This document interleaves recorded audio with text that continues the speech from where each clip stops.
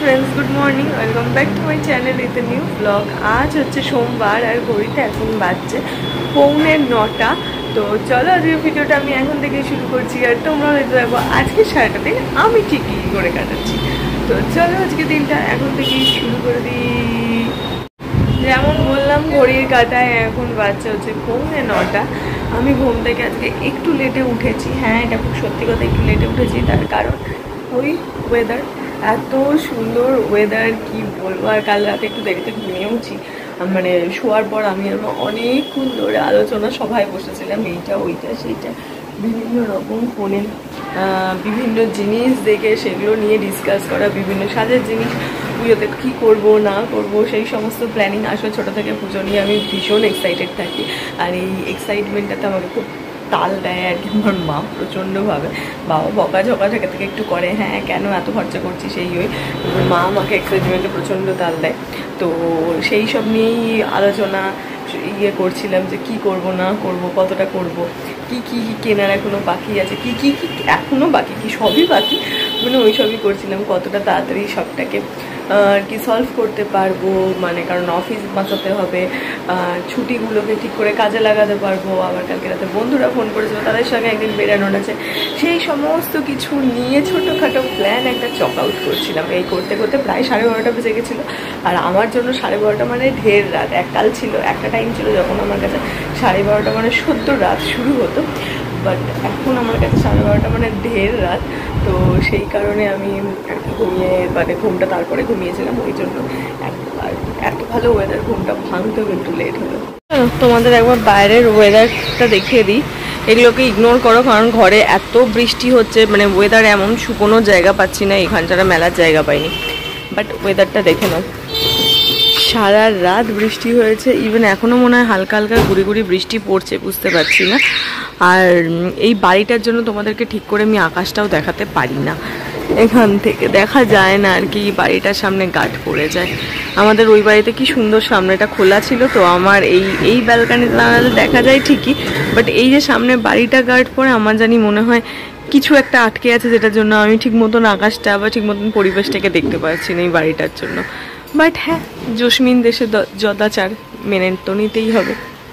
এই হচ্ছে আজকের বাইরের ওয়েদারটা। এই হচ্ছে আমার সকালবেলার ড্রিঙ্কস, মর্নিং ড্রিঙ্কস। নখগুলোকে ইগনোর করো, হ্যাঁ খুদি নখে নেল পলিশ পরেছে, কি করবো নখগুলো সেদিনকে, তা নখ গল্পটা বলি, রাখি আগেটা।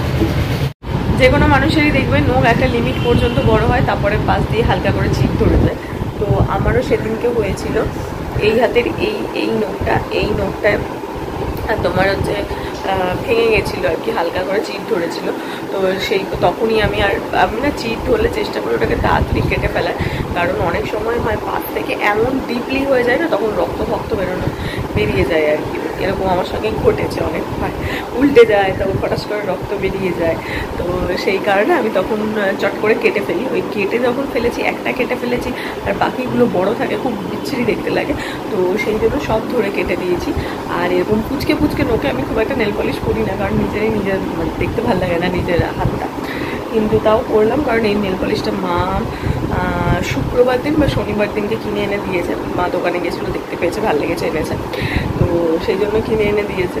তো আমি ভাবলাম ঠিক আছে, আর নতুন নেল পলিশ, লিপস্টিক এগুলো আমি যখনই দেখি তখনই মনে হয় কখন করবো, তো ওই জন্য করে ফেললাম।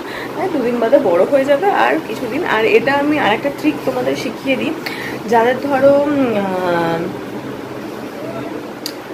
আর একটা ভীষণ ভালো ট্রিক তোমাদের শিখিয়ে দিই, যাদের ধরো নখ ছোটো, নখটা হয়তো তাড়াতাড়ি করে বাড়ছে না, তখন কি করবে, একটু নেল পলিশ করে নেবে হাতে, যেরকম ইচ্ছা, মানে জাস্ট একটা কোট হোক, 2টো কোট হোক, নেল পলিশ করে নেবে, নখ কিন্তু খুব তাড়াতাড়ি বাড়ে।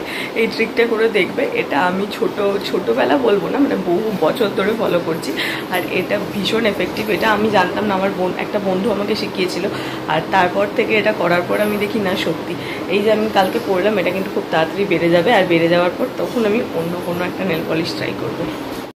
কাল আমি ফেসবুক স্ক্রল করতে করতে একটা নতুন রেসিপি দেখলাম, সেটা হচ্ছে পোস্ত ভাপা।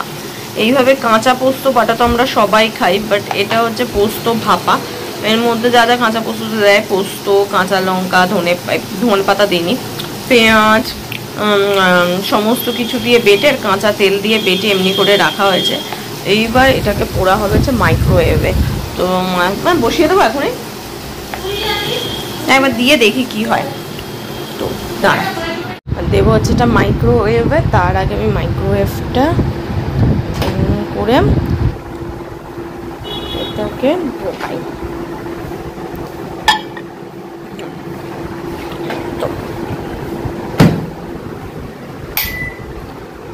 আর যেটা করবো সেটা হচ্ছে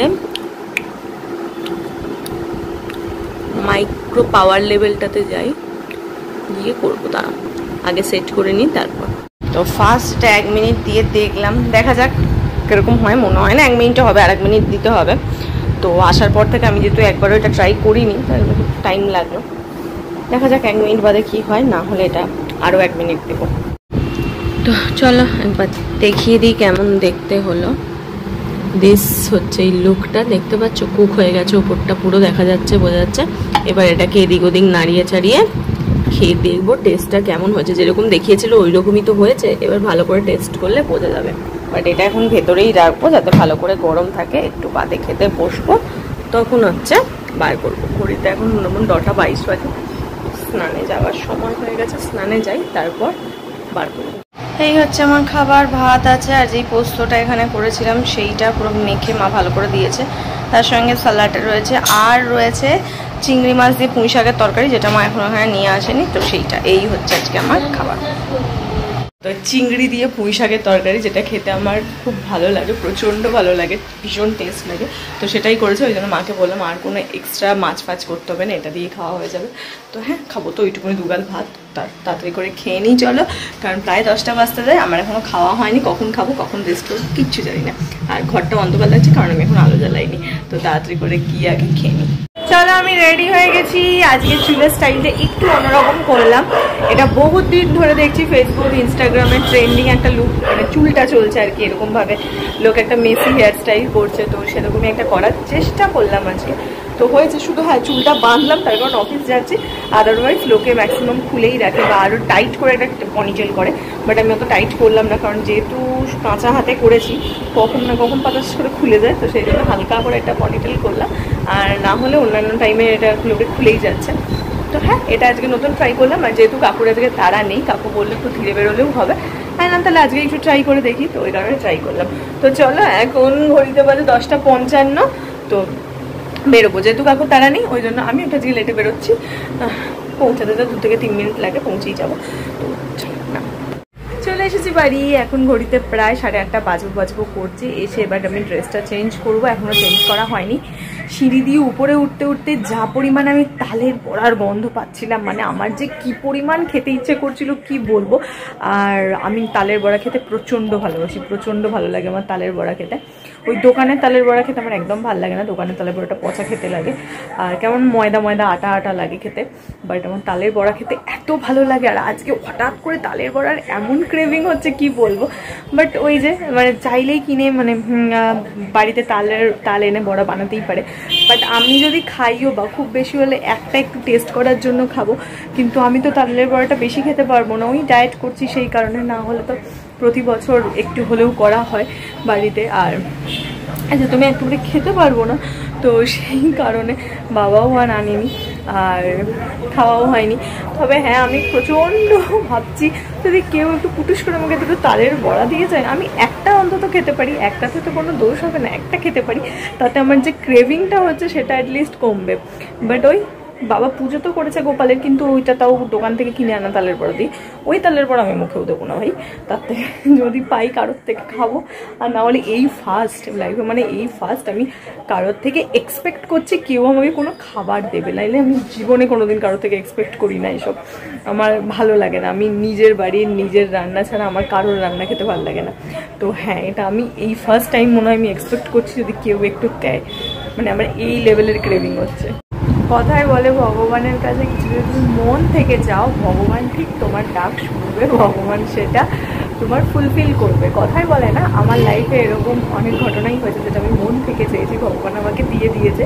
আর সেটার বড় হাতে নাতে প্রমাণ কি, আগের ভিডিওটা দেখো, মানে আগের পার্টটা দেখেছো তো আমি কি বললাম, যদি কেউ কাশ আমাকে একটু এসে প্রসাদ দিত, প্যান্টটা চলে এসেছে। প্রসাদ, তার মধ্যে ডেফিনেটলি আরও অনেক কিছু ছিল। এখানে দেখো লুচি, তালের বড়া, পায়েস, এইসব তো আমি কিছুই খাবো না, বাট আমার যেটার ক্রেভিং ছিল তালের বড়া, সেটা তো আমি ডেফিনেটলি খাবো। তারপর আমি যাবো ডিনার করতে। মানে বলে না ভগবান ঠিক মনের ইচ্ছাটা শুনে না, সত্যি সত্যি আজকে আমার মনের ইচ্ছা ভগবান শুনে এলো। তো চলো, ভীষণ সুন্দর গন্ধ বেরোচ্ছে, তাড়াতাড়ি একটু অন্তত মুখে দিই, তাহলে আমার যে লেভেলের ক্রেভিং হচ্ছিল সেটাও মিটবে আর আত্মাটাও শান্ত হবে আর কি। খেয়ে নি তাড়াতাড়ি। উল্টো হাতে ক্যামেরাটা ধরলাম, কারণ মা হাতে ঠাকুরের প্রসাদ খাবো না, সেই জন্য ছোটো দেখে একটা যে বাবা বড় কিনবো। ঠিক আছে, পুরো তো খাবো না। এই হচ্ছে তালের বড়া, ওখানে খেয়ে দেখি।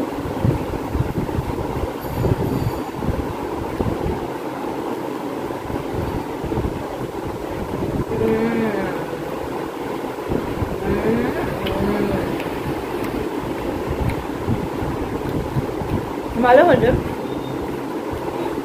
খেতে, বাট আমাদের বাড়িতে যেটা হয় একটু মিষ্টি মিষ্টি হয়। কিন্তু সেই মিষ্টি মিষ্টিটা নেই, মানে মিষ্টি দেয়নি আমার মনে হচ্ছে। মনে হচ্ছে কোনো মিষ্টি দেয়নি, নর্মাল তালটা করলাম, বাট খেতে ভালো।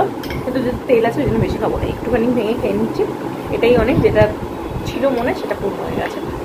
ভগবান আমার মনের কথা শুনেছে। কি দাঁড়াও যাচ্ছি, হ্যাঁ একটা জিনিস আছে ভগবান আমার মনে বললাম।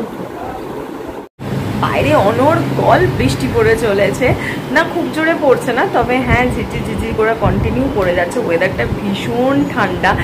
চাদর তো রেখেছি, কারণ চাদর ছাড়া রাতে শুতেই পারবো না, এতটা ঠান্ডা হয়ে যাবে একটু রাত বাড়লেই।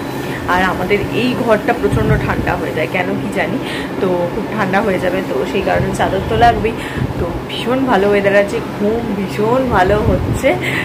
তো উইশ যেন এরকম লাস্ট কটা দিন, মানে এরপর কটা দিন এরকমই থাকে, যাতে গরমটা একটু কম থাকে, একটু ঠান্ডা ঠান্ডা ওয়েদার থাকে, আর মাথাটা বেশ ভালো কাজ করে, এনার্জিটা পাই। আর আজকে রাস্তাঘাটও পুরো ঘুটঘুটি অন্ধকার হয়ে গেছে, তার কারণ আমাদের নিচে বা পাশে যে দোকানগুলো, সেটা হচ্ছে তোমার যেহেতু আজকে জন্মাষ্টমী, ম্যাক্সিমাম লোকই হচ্ছে আজকে ভেজ খায়, তো তাই জন্য এই সমস্ত চপ, কাটলেট, চাউমিন, মোগলাই এসব কেউই খাবে না, বা কেউই খাবে না বলা ভুল, খাবে কিন্তু পরিমাণ কম। দোকানে ভিড় তো, মানে লোক তো আমি দেখলামই, তবে হ্যাঁ পরিমাণ কম, তাই জন্য একটু তাড়াতাড়ি বন্ধ করে ফেলেছে। এখন 10টা 20 বাজে, মোটামুটি দুখানা দোকানই বন্ধ হয়ে গেছে। আর পাশের দোকানটা একেবারে একটা বিরিয়ানির হাঁড়ি এনেছে, আমার তো মনে হচ্ছে বিরিয়ানি করা শুরু করবে বলে। আর ও যদি বিরিয়ানি করে তো পুজোতে আমি যে কদিন ওর থেকে বিরিয়ানি খাবো তার নেই ঠিক ঠিকানা। তো যাই হোক, চলো আজকের ভিডিওটা এটুকুনি রাখছি, এবার ঘুমাতে যাবো, প্রচণ্ড ঘুম পাচ্ছে। তো তোমাদের সঙ্গে দেখা হচ্ছে কালকে সকালে একটা নতুন ভিডিওতে। আর এই ভিডিওতে যদি কিছু ভালো লাগে প্লিজ লাইক, শেয়ার আর সাবস্ক্রাইব করো আমার চ্যানেলটা। তো চলো টাটা, বাই বাই, দেখা হচ্ছে তোমাদের সঙ্গে কালকে সকাল সকালে একটা নতুন ভিডিওতে। Bye bye.